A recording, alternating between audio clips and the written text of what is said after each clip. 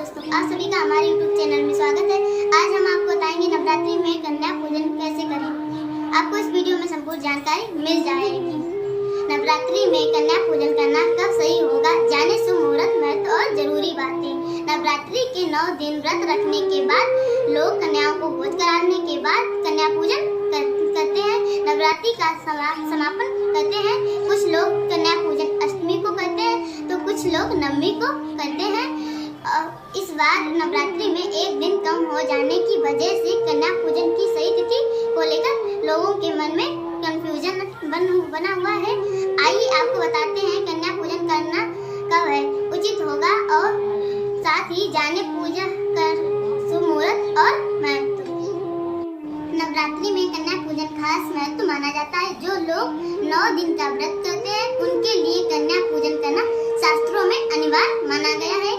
व्रत करने के बाद कन्या पूजन करके ही आपको संपूर्ण फल की प्राप्ति होती है और माँ भगवती का आशीर्वाद प्राप्त होता है। नवरात्रि में अष्टमी और नवमी तिथि को कन्या पूजन करने का विधान शास्त्रों में बताया गया है। कन्याओं को माँ भवानी का रूप माना जाता है। कन्या पूजन करने से भक्तों को विशेष फल की प्राप्ति होती है और पुण्य प्राप्ति से आपको सभी रुके कार्य पूर्ण होते हैं।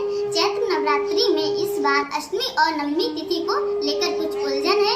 नवरात्रि इस बार सिर्फ 8 दिन की ही है, इसलिए कन्या पूजन को लेकर लोगों के मन में प्रश्न की कन्या पूजन कब और कैसे करना चाहिए। आइए आपको बताते हैं कि पंचांग के अनुसार इस बार कन्या पूजन कब करें।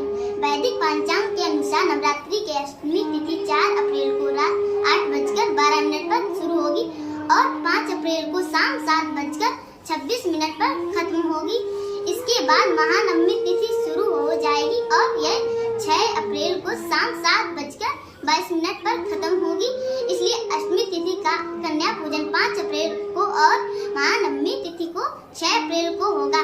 इस हिसाब से आप भी अपने घर की परंपरा के अनुसार आप कन्या पूजन कर सकते हैं। कन्या पूजन का महत्व। नवरात्रि में कुमारी पूजन बहुत खास होता है। इसमें 2 से 10 साल की लड़कियां की पूजा करते हैं। उन्हें माँ दुर्गा का रूप मानते हैं। देवी भागवत पुराण के अनुसार जन्म के 1 साल बाद कन्या को कुमारी कहते हैं। उनकी उम्र के हिसाब से उन्हें अलग अलग देवी का रूप माना जाता है। देवी भागवत पुराण में इसके बारे में बताया गया है। पुराण के अनुसार जन्म के 1 वर्ष बाद कन्या को कुमारी कहा जाता है। उनकी उम्र के अनुसार उन्हें अलग अलग देवी के रूप में माना जाता है। नवरात्रि में कन्या पूजन उन्हें सम्मान देने से माँ दुर्गा की कृपा प्राप्त होती है और घर परिवार में सुख समृद्धि आती है। कन्याओं का सम्मान करने से देवी दुर्गा खुश होती है और परिवार में खुशहाली आती है।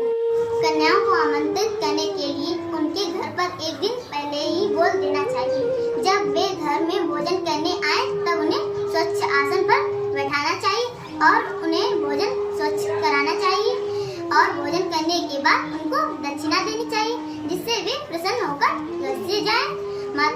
इससे आपके ऊपर माता की कृपा बनी रहेगी।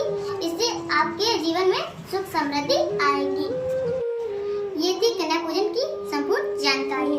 आपको वीडियो अच्छा लगे तो लाइक करें एंड सब्सक्राइब करें।